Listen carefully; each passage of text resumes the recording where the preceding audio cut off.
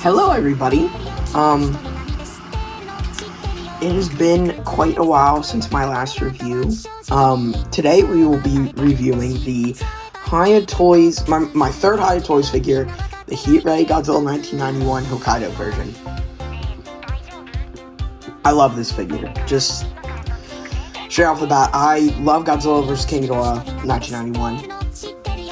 It's my favorite Heisei movie. I genuinely have a lot of bias, but there are some issues that I should probably share, especially because I know not a lot of people probably have as much bias as I do towards this movie. So yeah, let's begin. Alright, so my tripod broke, so I'm going to be holding my phone to show the details up close. Yeah. You guys know what I mean, okay? Lighting's good. You can see most of the details. You can see the dry brushing, kind of like a brown. The eyes, they look really good. They look pretty accurate to the movie. I watched it a couple weeks ago. I love the movie. I watched it a bunch when I was little. I have it on DVD, actually. I know, I'm gonna brag about that. They're a lot better than, I don't own the original release, but from what I've seen, they're a lot better than the two heads for that. This one's a little bit off center, but nothing I really care about. He definitely needs to brush his teeth a bit. Speaking of the teeth, though, like, they're painted beautifully. Amazingly. I love them. Down to the body, the brown becomes a lot more subtle. At least on this side, but on this side you can still kind of see it a bit. Down into the hands too, and the arms, I mean, but you guys know what I meant. Here's the clawed hands. I prefer these because that's kind of the hands he uses in the movie. Like, that's kind of the stance Heisei Godzilla usually has in the movie. This is his open hand, which is the one on the box, but I genuinely just prefer these over this. He's not really a physical type of Godzilla. Down to the legs. Now, you can't really see the brown here on the legs at all, unless you want to count them. But in person, it's kind of noticeable here. It seems a lot more on this side of the body than on this side, which might bug some of you. It might not. Here, the translucent dorsal spines, dorsal plates, spikes, whatever. I prefer calling them dorsal plates, but I get mixed up sometimes. Either way, I love translucent plastic. I love translucent Godzilla figures. They are my favorite figures, like, to collect. I love them so much. Hence why I wanted this figure.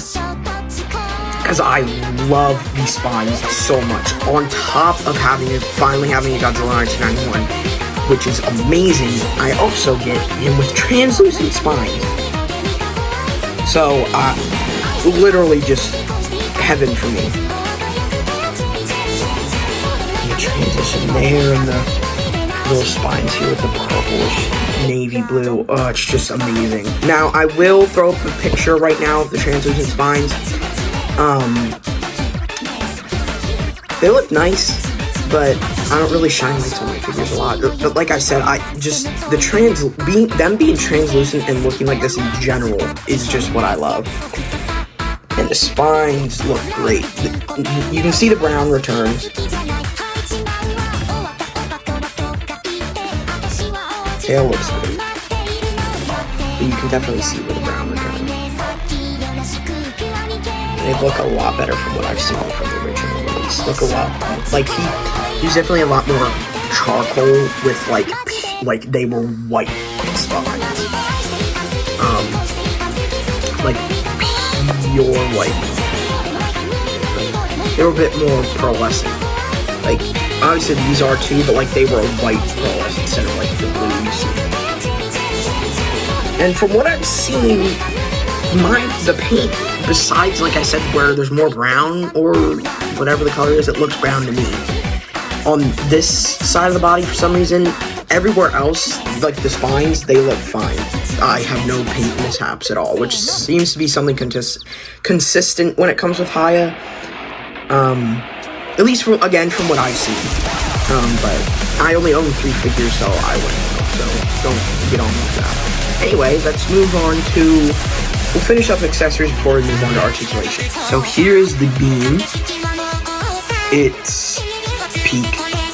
I mean, it's a Heisei Godzilla beam. Of course I'm going to say it's peak. I have complete bias over this. But I'm going to plug it in his mouth really quick and then I'll show you. Here it is inside Big G's mouth. It looks great.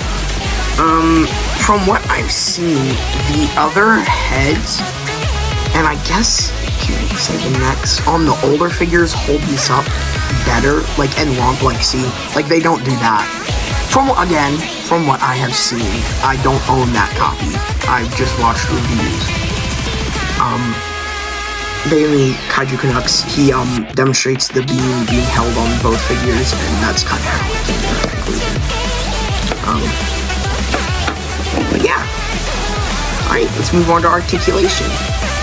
So, I have filmed this entire section already. I just realized most of it was out of shot. Because my tripod has broken, and I was using my light to hold it up. My phone up. So, I'm gonna fix that now. But I'm gonna go through this a lot more quickly than I would have done, but so I'm not gonna, so just let the video do the talking. It struggles I was gonna get onto that, but at least it still happened, because it happened in my other recording too, but he struggles a bit to like right here. I'm not exactly sure why, but it is a high figure. Tight when you first get them, so that could also be it. Very easy to pop back in though. So there's the torso articulation. Jaw. Torso again, because I think that was out of shot. Arm. That was very tight. Leg. Last time I did this leg, it made this pop off again, so we're just gonna stick with this one.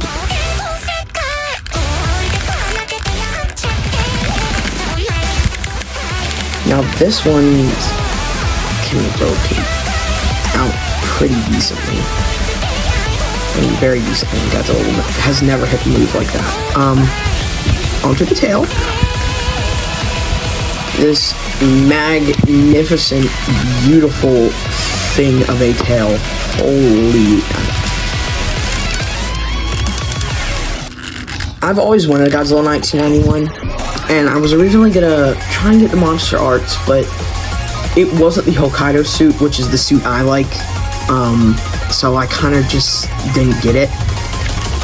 And when when Hiya revealed this, when I tell you I freaked out, I genuinely mean that.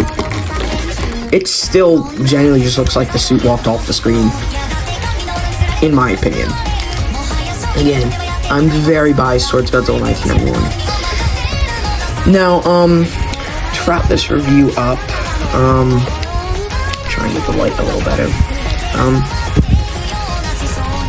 I'm gonna put a stop motion that I made with this guy here, and I'll see you guys next time.